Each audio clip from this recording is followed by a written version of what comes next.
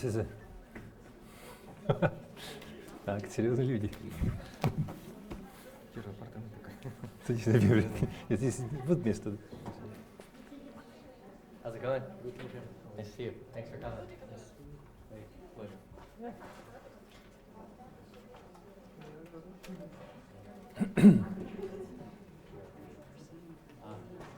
Yes, I can see you right have my business. No problem. No problem. If you ever need anything. А что сюда никто не садится? Сюда садитесь. 4 места.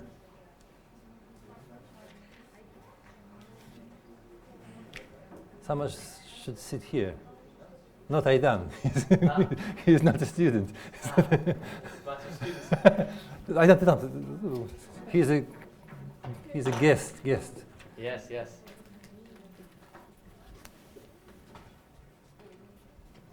The exceptional What's that? guest. Yeah. He's a CEO. CFO of the CEO. CEO of Verni Group. You work with Yerlan? No. Ah. Yerlan is CEO. I'm running the Russia business, Russia and Europe business. Great, okay, great. Vienna and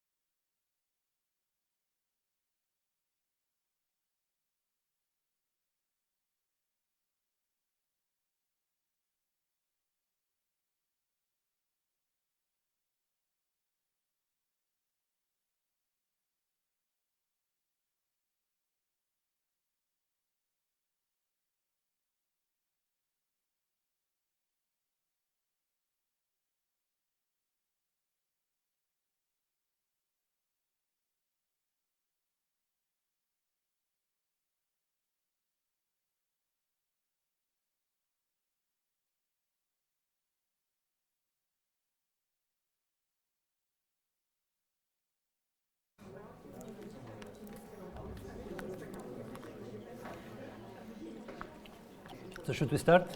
Yeah, I'm going to introduce you. Okay. Yeah. So everyone, thank you all very much for coming out tonight. We're very fortunate to have Maxat Kabashev with us today. Many of you probably know from my emails that Maxat is the Chief Financial Officer for Kazakh Railways. He has also been the CEO of the Kazakhstan Stock Exchange and Alliance Bank in the recent past, as well as, of course, he's an MIT MBA. So top-notch finance mind, and maybe more important, he's a very good guy. So thank you very much. So thank you. Please, Maxat. Okay. The floor is yours. Okay. Thank you. So I believe all you have good carbs, pizza and soda. So now you're ready you boosted your mind. So what we're gonna tell about the system dynamics. There's a field which was elaborated in MIT in 1961 by Professor Forrester. His famous book, Industrial Dynamics. It was all about how to apply system thinking and systematic approach to the everyday business operations and how to solve the engineering task. It was in the beginning, that was the main purpose of this book, but afterwards it was developed something bigger. Now system dynamics is being used in lots of fields around the world, from the social policies to the business companies. So this is a very interesting field to be aware of. So what I want to do today will be the introduction lecture. Basically, the basis of the system dynamics is all about how to think system. What is it? The system thinking. What is how to apply? And I hope you'll be interested in this one. If you'll be interested, after this one, we will get in touch together again, and let's schedule maybe the series of lecture of system dynamics, because it's a very big field. The famous book of Professor Sterman consists of 1,000 pages, so it's a very interesting big field, and you cannot explain it in one hour. You need work on it, you need to exercise it, you need to do your modeling. So that's why in the Nazarbayev University, I think it will be very interesting. The people who are well educated, know about math a lot, how to program, how to modeling, so basically everything you need in your real business life. So let's start. I will start maybe from the fields not completely related to the business, but it's a very interesting example of how you think. So we call our today's lectures System Thinking Through System Dynamics. We'll talk about the implementation of this field, and a lot of policy have been created based on the system dynamics approach. After that, I'll tell you why we need system dynamics in our life, and basically the core concept, the hard concept of the system dynamics, which is feedback loops and overall. So let's start. I start from the question. Do you know these two guys? Guy on the left side, who is it? Can you tell me? This is Nicolae Ceausescu, the last communist leader of the Romania. You know the Romania country? So, in 1989, he has been killed in his office during the revolution. During the revolution in Romania, he's been killed with the soldiers of the Romanian army. I will explain why I put this guy here. So let's understand why and what happened between the 1966 and 1989. In 1966, Romania has a big challenge about the population growth. The so-called crude birth rate, which is births per year, per 1,000 people a year, was below and close to 12 in 1966. It means in Romania this year there are more people dying than come to life. So in 1966, Ceausescu signed the so-called birth rate simulating policy in Romania. It consisted of the main points in this policy was, first of all abortion Romania was banned. The importation of all contraceptive devices and pills was also outlawed. broad propaganda campaign about the supporting lots of people, having lots of kids. It was launched. And there's very small, modest tax incentives will be introduced for the larger families. And as a result, from 1966 to 1967, the crude birth rate in Romania rose sharply from 16 to 40 in 1 year. It's very important. But at the same time, there are some side effects of this policy. First of all, the deaths due to the very complicated abortions, they basically tripled. The neonatal deaths rose by 300%, which was catastrophic growth. 20% of infant mortality rate, and lots of people in Romania, because Romania was a very poor country, they cannot afford a lot of kids in their family. So the families started to send their kids to big orphanages, and the state built these orphanages. Through whole Romania, there was a lot of orphanages for the people for the kids from the family that could not afford large amount of the kids. So they sent these kids to these orphanages. The orphanages was like prisons. It was the people lived there. The young people lived there. They basically was treated like prisoners. So what we have, and because of all these side effects, the crude birth rate in Romania fell down. And in 1994, it was even below than was the beginning of the policy. This is basically a good example that the policy failed. But let's do. Do you remember the man? I showed you this man. He was one of the kids who was sent to the orphanages. So basically, in 1966, when Ceausescu signed this law about the birth rate enhancing policy, he signed his death sentence. This is a kind of very tragic example how you cannot anticipate the future because of your way of thinking. So all the problems we're facing today are basically the side effects of our post actions. This is a very important thing, very important thing to consider. There are lots of examples of how policy failed in this world. You are too young. You don't remember the anti-alcoholic campaign in the USSR during the Gorbachev's period. The alcohol consumption was banned, but basically consumption tripled during these years. The road building programs, and this is a kind of, you cannot go, you don't have to go far away from this building. The road buildings, the more building you're building, the more traffic you're facing. This is issue. Because lots of people will be late to this lecture because of the traffic on Astana, because new roads and new traffic. Less nicotine, less tar nicotine in cigarettes increase the consumption of cigarettes. And the whole system, basically the health system of the people start smoking more. But we are thinking that because we put less nicotine in the cigarette, you will consume more. No, there is no way. People smoke more. All us telling that in the KTZ or any company, you say we're switching to the computers. Now we're gonna save paper, but the statistical data shows that the paperless office is kind of dream.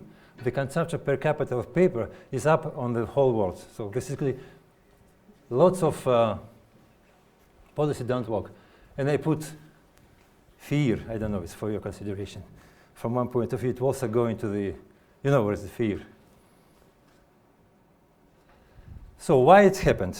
Why it happened, there are lots of reasons. But one of them, it's a way how we think about the problems. What we do basically? We do so-called, our way of thinking, so-called event-oriented world of view or open-loop thinking. We find the problem, identify them, collect some data about the problem, evaluate the options how to solve it, select solutions, implement. After 1 year, we're facing again the same problem. For example, your company sales. You are a big company, for example, I don't know, KTZ. Our sales, our turnover is falling. We carry less freight, so basically board of KTZ sitting and thinking what to do. Okay, we have data, our sales are down, our plan was 100 billion tenge, for example, first quarter, it's 75. So with 25% less than that was planned, what to do? We think all alternative. Maybe we fire CFO because he is not doing his job. We fire our marketing people. We cut the tariffs, cut the prices. So one solution has been chosen. We selected implement. What we have after that? After that, your competitors do the same. Open the problem. Their sales now falling down. They sit and think what to do. They cutting the prices. They firing some key people in the company, and they again begin your problem. So you again facing, after 1 year, you're facing the same problem. Your sales again down. What to do? We don't have any clue what to do because we are acting on the event-related basis. So today's problem is today's problem. Tomorrow, today's problem became tomorrow's problem. This is what we think. But in the real world, we don't think like this one. What happens in the real world? You have goal, the sales. We do decisions. After making decisions, you change an environment about you. In terms of business, it's a market. It's a market of whatever. It's market of consumer goods. It's markets of the freight, transportation. So you change your environment about you. It's changing by every decision you're making. And there is a loop. We call it feedback loop. So you basically have to understand how your environment has been changed and make new decisions. But your goal is the same. So you have to constantly rethink your options, given the fact that your environment around you is changing. This is basically kind of, I put it for the fun. So this is your decision-making process. You're thinking, okay, I'm between two walls. I have a narrow space to do something. I push one, and I don't see that by some period of time, I'll be basically hit by the wall from my right side. So we are always embedded in the big system, whatever we do, in your life, in the business life, in your families, whatever. Because it's only not your goals. It's also goals of other people, your competitors, the goals of other agents in the system. All of them change in environment, change in market, change in social system, change in pension system, change in everything about you. All goals. But you can imagine it's not only two. It could be thousands, it could be million agents operating the systems. There are particular time delays between decision taking and the implementation. Time delays leads you to the new effects. We call it side effects in the real life. But we have to again keep in your mind there is no side effects in the life. There is just effects. There is no side effects. So this is a classic system dynamics approach. So there are the loops, there are variables, and you have to understand how they link, how the feedback structure, cause and effect are combining together. So there are no side effects. There are just effects in our life. Wherever you do, wherever you make decision, it's changing the environment. And you cannot blame it. It's not emotional. It's just a business. You're changing your environment about you. It doesn't matter how you think. It's changing every time what you make a decision. Side effects, if you face it, you do something, for example, you didn't do your homework because of some reasons, because of some effects, you were sleepy, or maybe you were partying a lot during before your school day. You say there is side effects, I have headache or something. There is no, you have just changed your environment about you. If you have side effects, it's not feature of reality, it's not reality. It's the sign that you understand the system you are in. You understand is very narrow and shallow and very flawed. So that's why that kind of approach, how to put yourself in the system and think systematically, you need some denotation, you need some models of this world, you need some tools how to do it. And there are lots of tools about how to help people make decisions. One of them is system dynamics. It's a conceptual, it's a combination of tools that helps you understand the structure and dynamics of the very complicated, complex system around you, in business, in life, in everyday use. There are several great thinkers in these fields. One of them, John Sterman. He's a professor at MIT, and he wrote this book, Business Dynamics.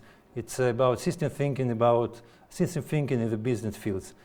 Please, if you're very interested, it's available on PDF format. You can just download from internet, and we will go through this book together.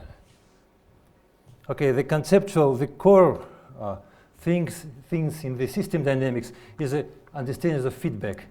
So there is a very simple and very easy to understand example: eggs and chickens. The more eggs, the more chickens.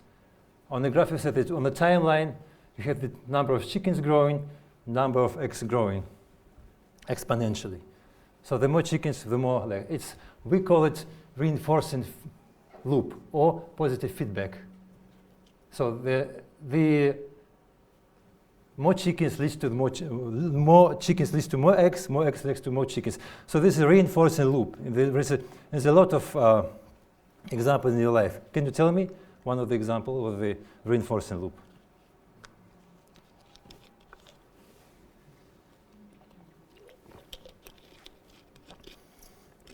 Okay, we'll ask after this. I ask you again.